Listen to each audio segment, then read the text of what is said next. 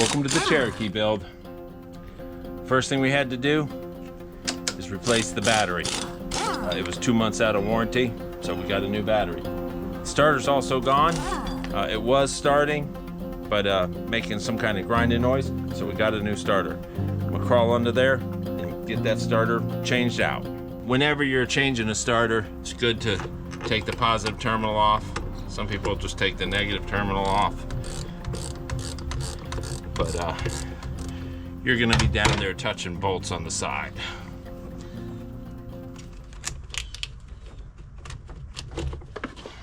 Put it somewhere where it's not gonna re-contact. Now we gotta go down under there and get the starter out. So there's a lot of stuff in the way to be able to see, but that's the starter. There's a bolt here, bolt in the back of the bell housing, a couple of wires. This right here comes off, just like that. It usually has a red clip on there, but it looks like the red clip is already off. We got a positive wire coming down here. We're gonna go with a 5/8 deep well, 3/8 drive. All right, there's one. And that's the top one.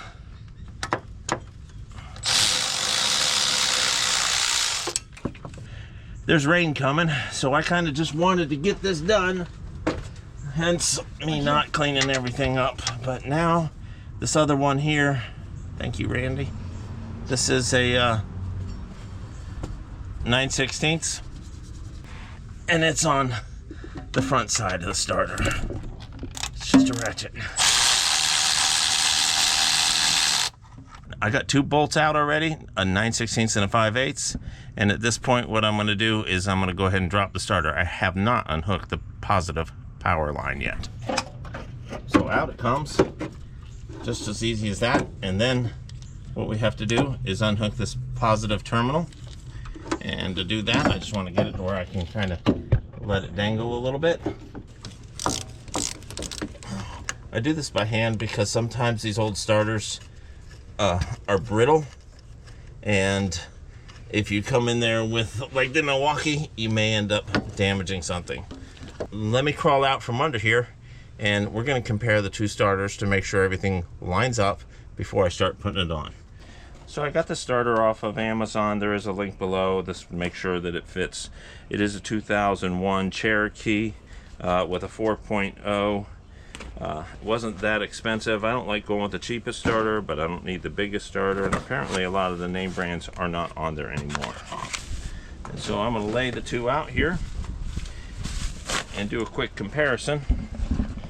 As you can see, they both pretty much look the same measurements, same dimensions, pretty much everything almost looks the same kind of connection right there. Let's put that in. It does come with a new bolt. It's got a flange on it. I'm gonna go ahead and hook that up. Take it out just like that. So put that on there. Again, be careful when you're tightening these. They are going down onto plastic that holds everything. If you over tighten them, you will break the plastic. It is 9/16. Is it 9/16? Yep. Are you sure? Yep, that's what it says. The 9/16 goes in the front. Starter slips right up on where it was. It's a fairly easy task. Make sure it's in where it belongs. A misaligned starter will cause a problem. I go by hand first. Beware of these fuel lines coming through here because there is some sharp metal. At least there is on mine. Now, I need my other bolt. The one that goes on the back.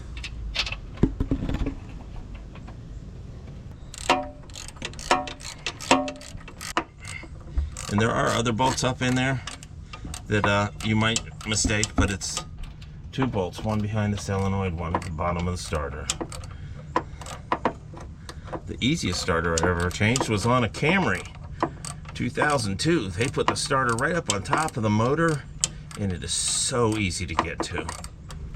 So on some throttle bodies, when you disconnect the battery, the throttle body sensor forgets where it was set to, because sometimes they do change based on the age of the throttle body, and it may make your vehicle run really rough and bad. That'll go away in a few days of driving, or a couple times to work, or maybe even one. If that's all correct, we're going to be able to hit the starter, and this thing is going to start. But first, let's go back up top because we got something to do. So, I'm going to hook the battery back up. Again, that's a new battery. For me, it's a 1/2 inch. I'm just going to snug it down. And in addition to that, I have a quick disconnect for my battery because it was giving me some issues. The only thing I don't like about these is it's like they're made out of brass, and sometimes if you over tighten it, that brass will crack, and next thing you know, your vehicle won't start.